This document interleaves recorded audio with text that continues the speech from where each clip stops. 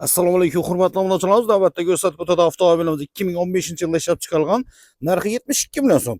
Optra Amerikanka farlar qo'yilgan.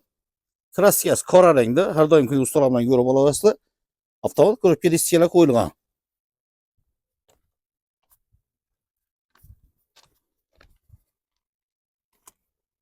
Metan gaz ballonlari uстановка qilingan.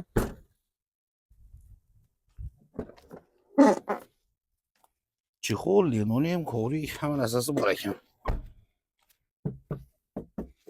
Shunga izolyatsiya 4 eshik bo'lgan ekan. Qo'ja pishibkalar. Bosib o'tgan masofasi 287.900 km.